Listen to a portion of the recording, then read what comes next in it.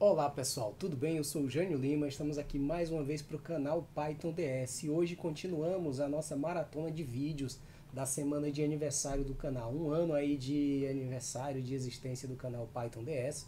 Hoje o vídeo é um pouco diferente, hoje eu vou falar aqui sobre um repositório que eu preparei nas últimas semanas aí, especialmente para lançar agora nessa semana de aniversário no meu GitHub. Então a gente está aqui na página do GitHub. Essa aqui é o meu perfil no GitHub, no qual eu compartilho todo o conteúdo dos vídeos, os códigos para serem exercitados, conjuntos de dados que eu uso nos exemplos, mas dessa vez eu deixei um conteúdo que o objetivo principal dele é o estudo direto através dos notebooks. São vários notebooks sobre um assunto bem interessante. Ele, inclusive, vai estar na playlist do mestrado, porque ele tem a ver com o estudo que eu estou fazendo dentro do mestrado.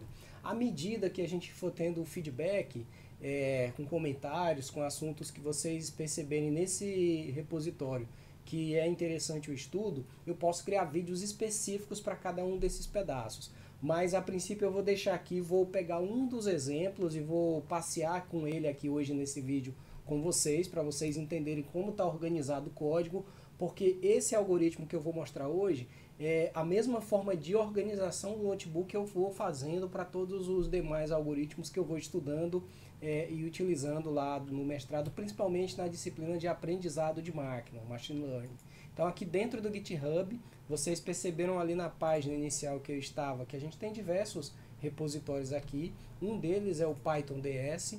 Dentro do Python DS eu deixei inclusive nos últimos dias aqui algumas orientações sobre como utilizar, onde está cada pedaço ali do nosso trabalho.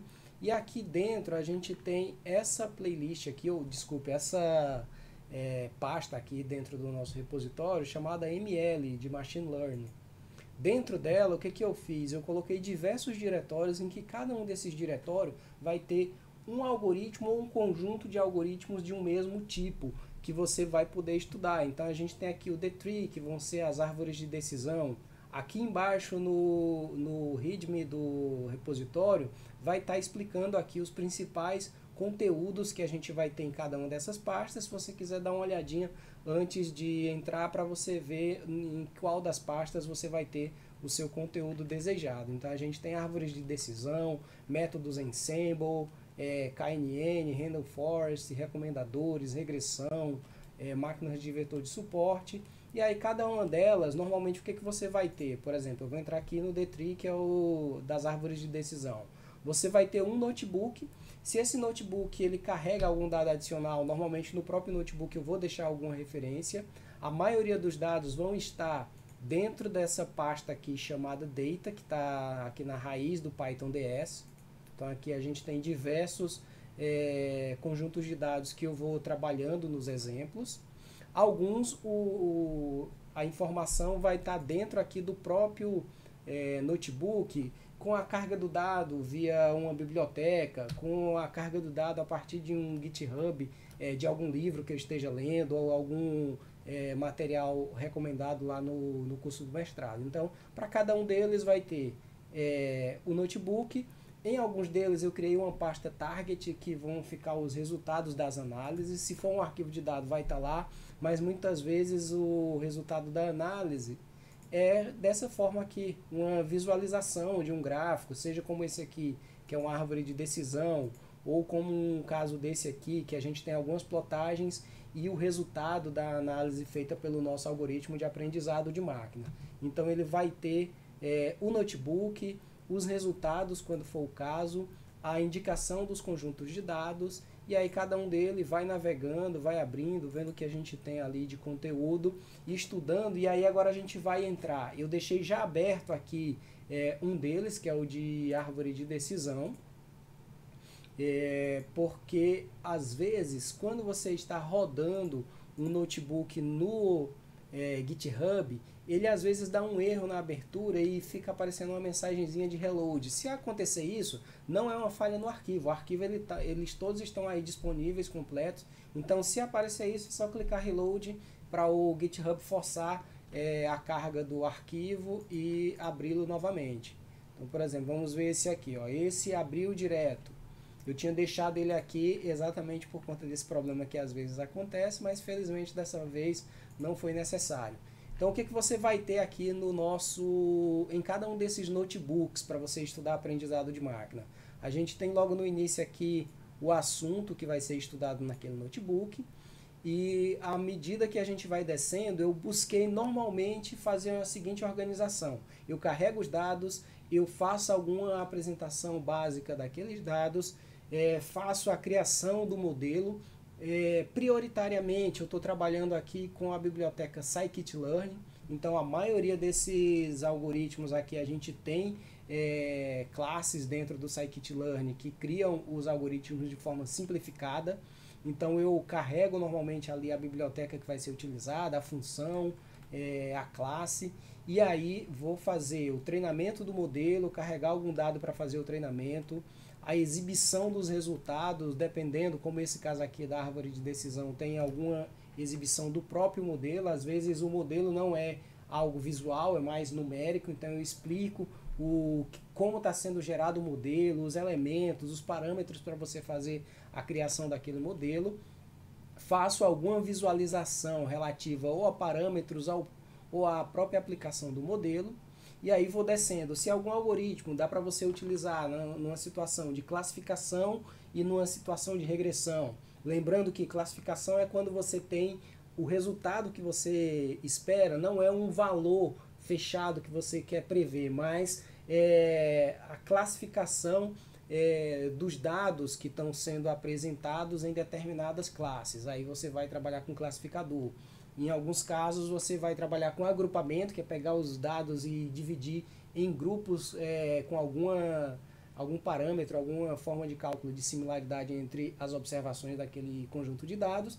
E em alguns casos regressão, que é você tentar identificar um valor, prever um valor específico para aquele conjunto de dados. Então, quando o algoritmo dá para trabalhar com mais de um tipo de aplicação, eu vou exibindo, como esse caso aqui da árvore de decisão, que a gente vai entrar no detalhe daqui a pouquinho, em que eu apresentei um exemplo do uso da árvore de decisão como classificador, que é inclusive o mais tradicional, mas também apresentei um outro exemplo da árvore de decisão como um regressor, para você tentar prever os valores, como está sendo exibido aqui nesses gráficos que a gente vai entender daqui a pouquinho em mais detalhes. A ideia do vídeo de hoje não é ensinar a árvore de decisão, mas mostrar o repositório, mostrar todas aquelas opções que vocês têm ali para trabalho e para estudo, atentando para algumas questões interessantes. Primeira, aqui não é exaustivo, então eu vou sempre que possível criar novos conteúdos aqui e dar exemplos, em alguns casos mais básicos, em alguns casos um pouco mais aprofundados.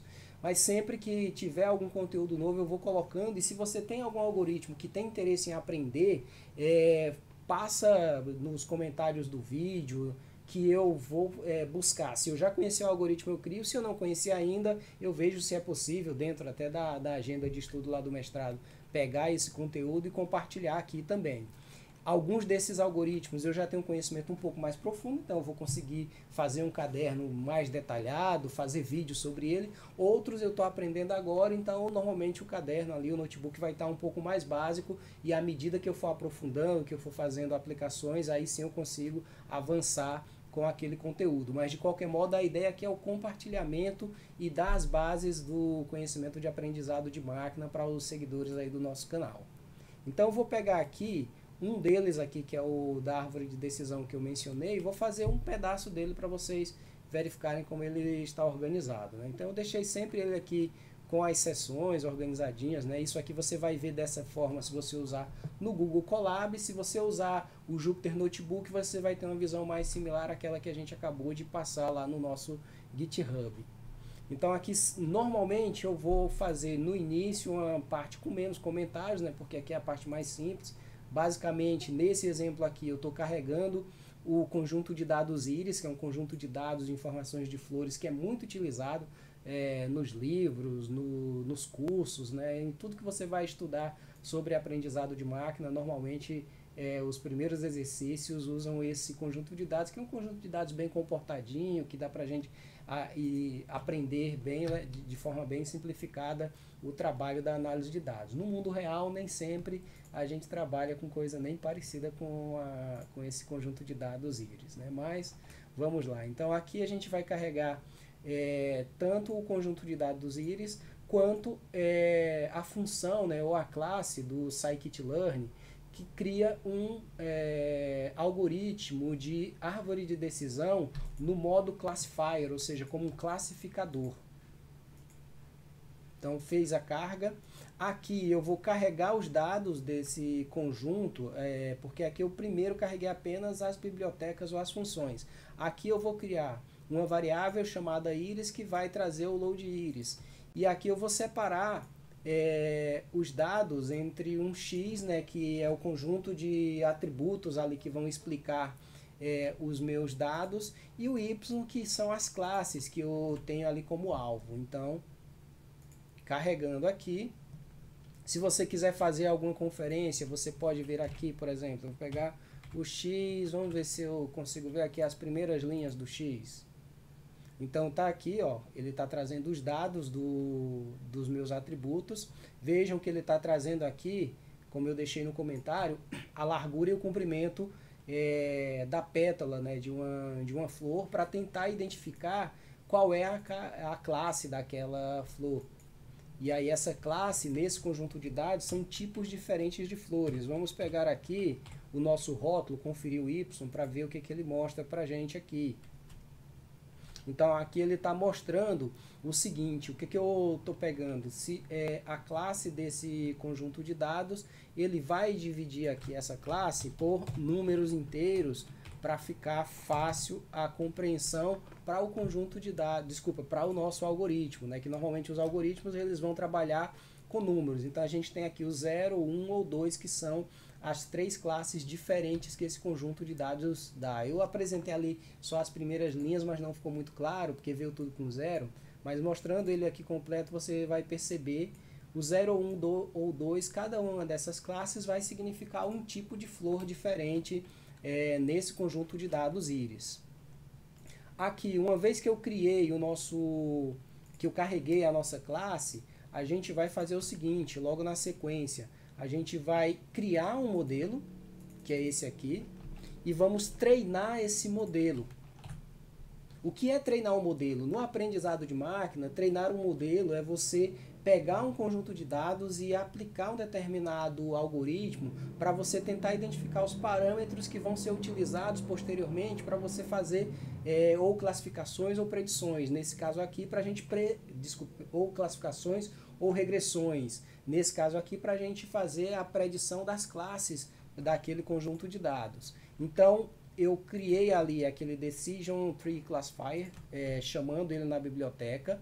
Estou criando aqui uma variável que recebe esse nome treeCLF, pode ser qualquer nome que você queira. Aqui vai ser o seu identificador do seu modelo, ou do seu algoritmo. Aqui eu passo para esse algoritmo específico, que é da árvore de decisão, um parâmetro muito importante é o parâmetro max depth, que é o grau máximo de profundidade da árvore de decisão. Uma árvore de decisão a gente vai ver ela graficamente, aí eu explico um pouquinho mais o que significa essa profundidade máxima da nossa árvore. O random state, no mundo real, normalmente você não precisaria estar usando isso aqui. Eu estou usando o random state para ele garantir a reprodutibilidade. Se você rodar esse mesmo algoritmo na sua máquina com random state, ele vai dar o mesmo resultado que eu estou obtendo aqui, porque ele está travando os dados aleatórios com essa variávelzinha aqui como uma semente chamada 42. Se eu ponho aqui qualquer outro número e você reproduz esse mesmo número, ele vai ter os mesmos resultados. Então esse é o objetivo dessa primeira parte. Isso significa que na prática eu poderia criar esse mesmo classificador da seguinte forma: treeCLF igual a Decision Tree Classifier e passar aqui apenas o maxDef como um 2.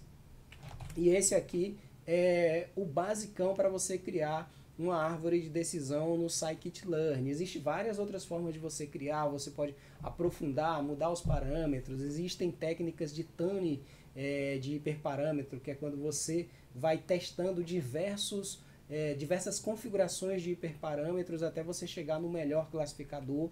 Mas aqui, para o nosso objetivo simples, vamos utilizar essa formazinha aqui mais simplificada. E aqui, a maioria dos classificadores, quando você está trabalhando com o scikit-learn, ele tem um método chamado fit. Esse método fit, você passa para ele um conjunto de dados de atributos e um conjunto de rótulos. E aí ele vai treinar o seu modelo para usar esses dados que você tem para identificar qual a classe adequada de acordo com aqueles rótulos. Notem um detalhe, aqui eu não estou utilizando a melhor prática, porque eu deveria, antes de fazer esse trabalho aqui, separar esse conjunto de dados em treino e teste. Tem outras técnicas chamadas de validação cruzada, que eu dividiria ainda mais o conjunto de treino, eu quebraria ele em diversos subconjuntos para eu fazer treinamentos diferentes e chegar no melhor modelo. Tem uma outra forma de separação, que seria pegar esse meu conjunto de dados, separar num conjunto de treino, que eu vou criar o meu modelo, num conjunto de validação, no qual eu vou fazendo, como o próprio nome diz, validações até chegar num modelo que tenha um desempenho adequado e, por fim, fazer o teste final para poder checar e validar definitivamente aquele conjunto como adequado para depois levar para produção. O que a gente está fazendo aqui é um exemplo bem assim de criança mesmo, pegou um conjunto de dados simples, pegamos ele sem divisão nenhuma e fizemos o fit aqui, que é fazer o treinamento do modelo. Então, dentro do scikit-learn, normalmente o que você vai fazer? Carrega a classe relativa àquele algoritmo que você quer, carrega o seu conjunto de dados, depois disso você cria um objeto com aquela classe que vai ser onde vai estar armazenado no Python o algoritmo daquele teu modelo de aprendizado de máquina. Depois você treina o modelo chamando a função .fit. E aí a gente fazendo isso aqui, o modelo rodou ali rapidinho, está treinado. Agora a gente vai fazer uma exibição de como essa árvore de decisão se parece. Essa parte aqui ela não é comum para a maioria dos algoritmos. Aqui é porque a árvore de decisão é um tipo de algoritmo que tem uma representatividade visual muito clara e muito fácil de interpretar. Então, esse conjunto aqui de códigos, ele está fazendo a criação de uma ferramenta de visualização que vai pegar o nosso classificador ali, que é aquele que a gente acabou de criar. Ele vai dar um nome de um arquivo aqui, que é esse iristree.dot, você poderia mudar esse nome desse arquivo. E aqui ele vai pegar o nosso conjunto de dados e pegar os nomes ali das features, né, que são os nossos elementos que estão no X, e o nome das classes, para ele conseguir montar ali de forma bonitinha a nossa árvore de decisão. Aqui o rounded, se ele vai fazer o arredondamento ou não, o filled para fazer alguma coisa ligada ao preenchimento.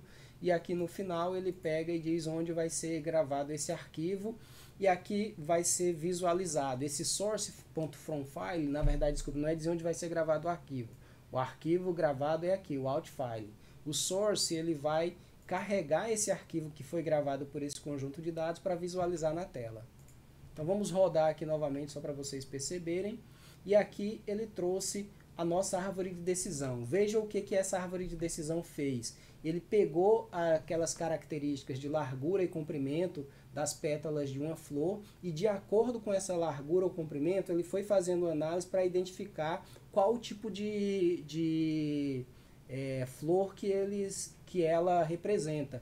E aqui cada uma dessas descidas que a gente tem, imagina que a árvore de decisão é uma árvore de cabeça para baixo. A gente chama esse primeiro pedaço aqui, ou esse primeiro nó, do nó raiz, é onde começa a árvore de decisão, e aí ela vai quebrando para baixo de acordo com a resposta ao que a gente tem aqui em cima. Por exemplo, aqui eu estou dizendo, se o tamanho se o comprimento da pétala é maior ou igual a 2,45 centímetros, ele vai para um lado ou para o outro. No verdadeiro ele vem para cá, no falso ele vem para cá.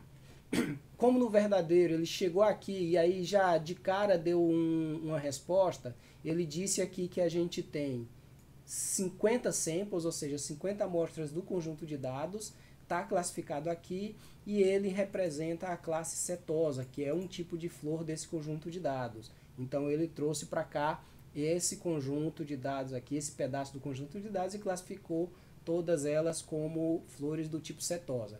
Quando ele desceu para cá, ele faz uma nova pergunta, agora relativa à largura daquela pétala, e aí ele vai descendo fazendo a mesma coisa. Nesse pedaço aqui ele trouxe 100 observações. De acordo com a resposta a essa pergunta aqui, ele traz um pedaço para cá e diz que ela representa versicolor, e ele pode ter aqui 49 ou 5 amostras classificadas. Do outro lado ele classificou como virgínica e pode ter 1 ou 45.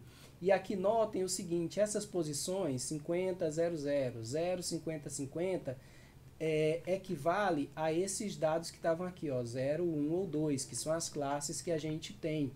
Aqui embaixo, no notebook, aí como o nosso objetivo é entender como ler e como trabalhar com esses notebooks e não necessariamente aprender sobre a árvore de decisão, mas normalmente eu coloco, quando tem alguma coisa assim que é um pouco mais complicada, embaixo eu explico o que cada um desses elementos da árvore de decisão significa. O Gini, que é o grau de pureza de cada uma dessas folhas aqui da nossa árvore, folhas ou galhos, né?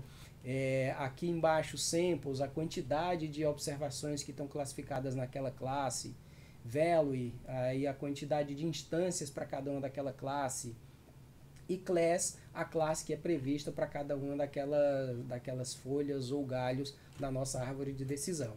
Então isso aqui foi a classificação que foi feita, a gente consegue ver isso aqui de forma numérica também.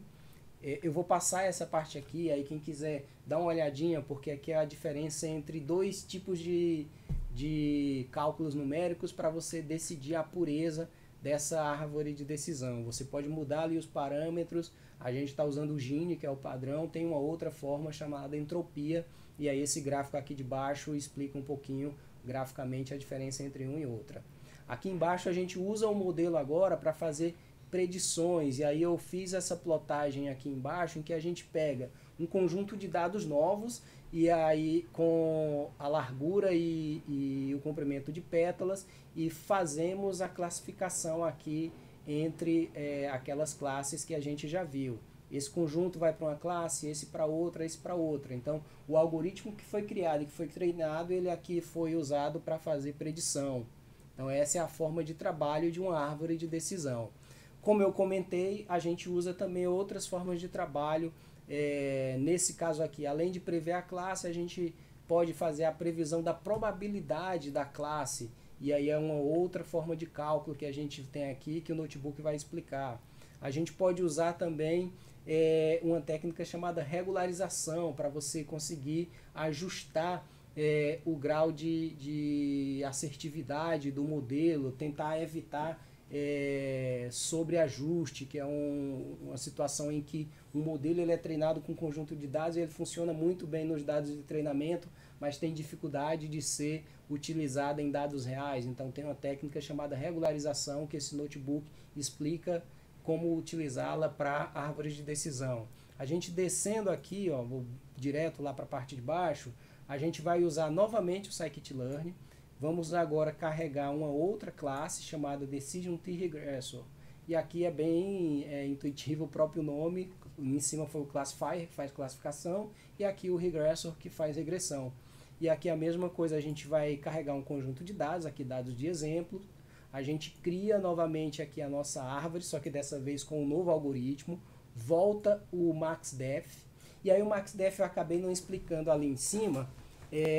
Como essa parte aqui é exatamente a mesma lógica lá de cima, eu vou mostrar então aqui como funciona o MaxDef. Então eu criei aqui o meu regressor, ou seja, minha árvore de decisão para regressão. Fiz o treinamento dela, como eu mencionei, a gente está com a outra classe, mas usa o mesmo método que é o .fit. Então o modelo está treinado. E aqui a gente tem a nossa árvore de decisão, que agora ela mudou um pouquinho. Aqui embaixo eu explico a diferença dessa árvore de decisão para a de cima, mas de forma bem simples. A gente viu que a última linha daquela lá passava para a gente um nome de uma classe. Vejam aqui, ele diz se é cetosa, cetosa, versicolo, versicolo ou virgínica. Nesse caso aqui, ele não diz o nome de uma classe, ele diz um valor. E aí esse valor eu explico aqui no notebook o que significa. Porque o regresso ele sempre vai fazer uma regressão. Regressão está buscando prever, adivinhar, se é que dá para usar essa palavra, né? Mas fazer previsões de valores específicos. Então é isso que faz. E aqui vai ter a mesma lógica lá de cima. O que vai mudar é que aqui ele está dando aqui, para um x zero de tal valor, você tem uma previsão de 0,354. E aí ele vai fazendo essa descida da utilização de um valor de x para você chegar àquele y que você pretende ter na regressão. Agora eu falei que ia explicar o MaxDef. O MaxDef ele é o grau máximo de profundidade. O grau máximo de profundidade a gente amarrou em 2. Isso significa que ele vai descer no máximo 2 níveis a partir da raiz. Isso é importante porque se você não define um grau máximo de profundidade, você pode ter uma árvore de decisão, seja para regressão ou seja para classificação, que na prática ele pode chegar, e tem até a ver com as considerações finais desse notebook, ele pode chegar a ter, por exemplo, uma observação de dado para cada uma das folhas ou dos galhos da árvore. Ele vai acertar tudo.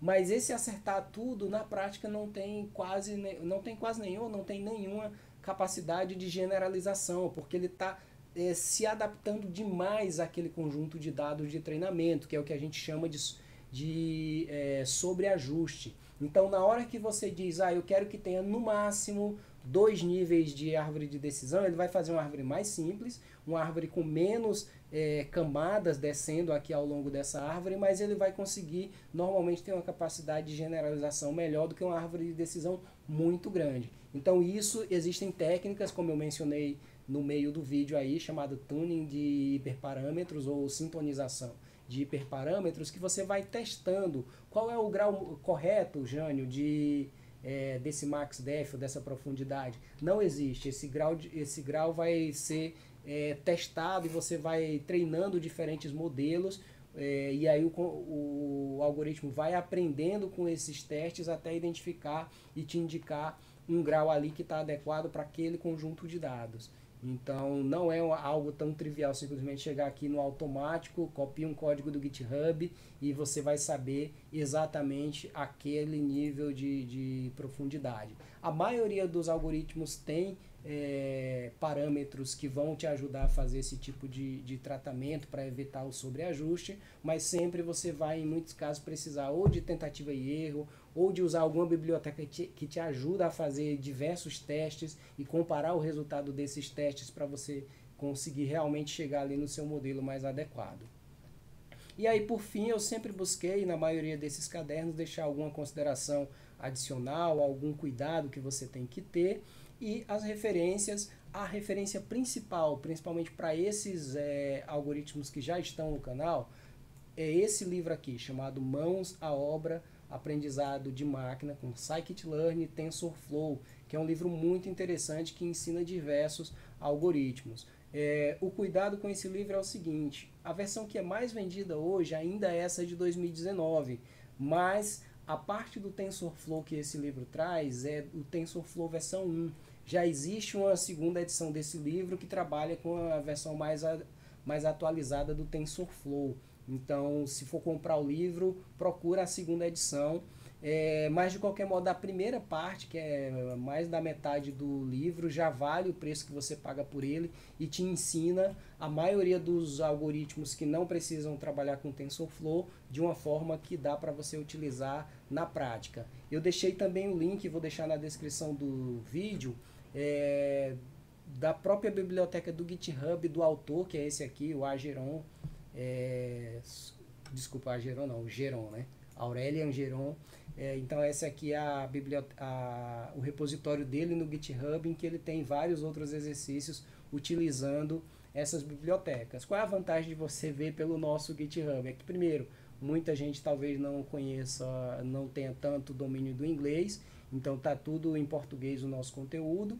Além disso, a gente não usa só o livro dele, eu uso o livro dele, uso estudo feito no mestrado, na disciplina, inclusive no início desse material em si tem o nome do professor dessa disciplina, que é o professor Eduardo Bezerra. Então ele ensina muito mais coisa do que o que tem no livro. Então algumas coisas que eu aprendo na disciplina, outras coisas que eu já vinha estudando antes, eu vou juntando aqui, fazendo uma miscelânea para ter aqui de forma separada, organizada por algoritmo, cada um desses estudos. Então fica aí, esse foi o nosso conteúdo de hoje, comemorando o nosso aniversário aí de 1 ano do canal Python DS. Olá pessoal, eu espero que vocês tenham gostado do vídeo de hoje. Como eu comentei algumas vezes durante o próprio vídeo, um vídeo diferente, ali falando sobre um tema mais aprofundado, ligado aos estudos que eu tenho feito no mestrado de ciência de dados, né? Na verdade o mestrado de ciência da computação com ênfase em ciência de dados. Tem muita coisa ali de estudos que eu ainda estou fazendo, tem coisa que eu já estudava antes, né? Até aí nessa jornada de aprender o Python, acabei me apaixonando pela área de aprendizado de máquina, mas tentei sempre fazer ali do básico mesmo. Então não adianta, se você está chegando agora no Python, é melhor ir lá para a nossa playlist de fundamentos, entender realmente o básico, como funciona tudo, para você se aprofundar no aprendizado de máquina. Agora, se você já conhece o básico lá de programação, já estava acompanhando, por exemplo, nossa playlist de análise de dados, nossa playlist de estatística, eu já conhecia esse conteúdo em outros locais, aí esse conteúdo de aprendizado de máquina vai ser bem interessante, porque você consegue realmente potencializar o resultado da análise de dados de uma forma que as ferramentas tradicionais de BI ou que a análise mais simplificada de estatística normalmente não conseguiria. Ali você vai juntar realmente os mundos da análise de negócio, o mundo da matemática, da estatística, da programação, usando os recursos computacionais da forma mais inteligente possível. Então, se gostou do nosso conteúdo, curte aí. Se ainda não está seguindo o canal, se inscreve para acompanhar novos conteúdos e aproveita essa semana toda aí os conteúdos que a gente vai estar disponibilizando, né, nessa maratona de conhecimento em Python do aniversário de 1 ano do Python DS.